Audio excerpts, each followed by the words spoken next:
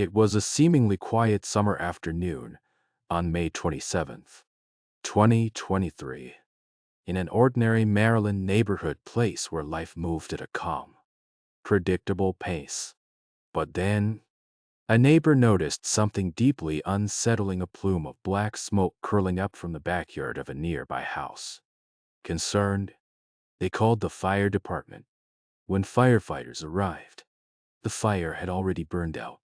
No arsonists were spotted. It seemed like a minor incident, a fleeting mystery. Little did anyone know, just days before, this very house had been the scene of an unimaginable horror that would shock the entire community and stop everyone in their tracks. A grandmother was allegedly killed and dismembered by her own daughter and granddaughter. The victim's body had been burned and chopped into more than 67 pieces, hidden around the house.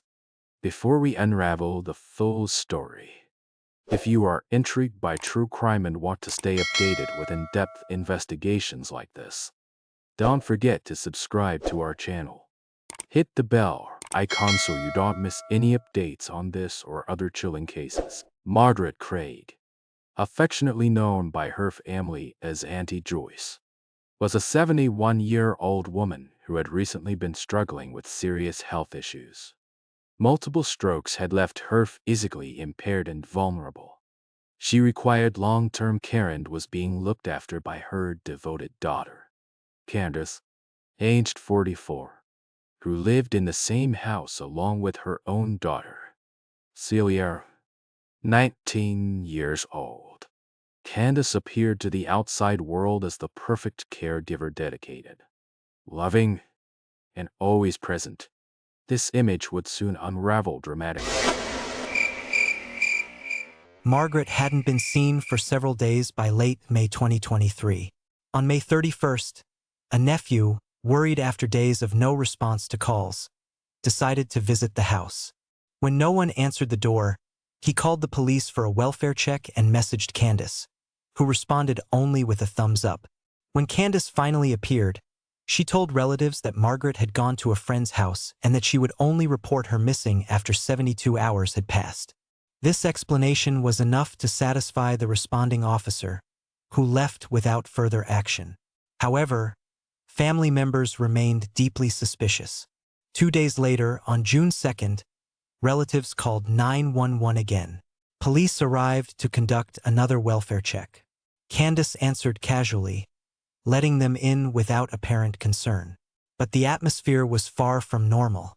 Once inside, officers were hit by a foul, unmistakable odor: the stench of decaying human flesh.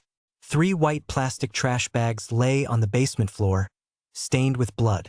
One bag was open, revealing fragments of what appeared to be human brain matter.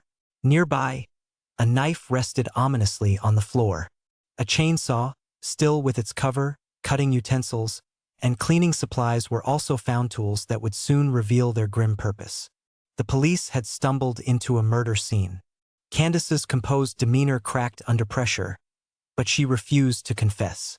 The investigators turned their attention to Celia, whose hesitation and body language betrayed her. After some coaxing, Celia began to speak, her voice trembling as she recounted hearing her grandmother scream days earlier. Celia revealed a terrifying sequence. On May 23rd, she heard Margaret scream a scream unlike any before. The next day, she discovered pieces of her grandmother's body in a blue bin in her bedroom. When she confronted her mother, Candace enlisted her help in dismembering the body using the chainsaw Candace had ordered from Amazon. The pair attempted to conceal the crime by burning the remains on May 27th, the day neighbors saw smoke rising from the backyard. In a grotesque and desperate attempt to mask the smell, Candace even grilled pieces of Margaret's body alongside chicken. The cause of death was suffocation. Candace had killed her own mother using a trash bag to silence her. What could drive a daughter to commit such an unspeakable act? The investigation uncovered a dark motive: financial exploitation. Margaret's bank account remained active even after her death, with purchases made in her name including a chainsaw, trash bags, and cleaning materials used to dispose of the body. Phone calls to her bank revealed a woman claiming to be Margaret, pleading for help over unauthorized transactions indicating that Candace had been systematically stealing from her mother's retirement funds. Celia confirmed the family tensions. Money disputes were ongoing. Margaret suspected Candace of theft and had confronted her on the fatal night. Candace was charged with murder and financial fraud. Celia, who cooperated with authorities and pled guilty to accessory after the fact, was sentenced to supervised probation and ordered to undergo psychiatric evaluation. Candace was found guilty with no mitigating factors. Her life sentence without parole reflected the gravity of killing a vulnerable elder. The community and family remained shaken, grappling with the betrayal and tragedy of a devoted daughter turned murderer. This case is a haunting reminder that evil sometimes lurks in the most familiar places. The story of Margaret Craig's death is not just one of murder, but of familial betrayal, financial exploitation, and the failure to protect a vulnerable loved one.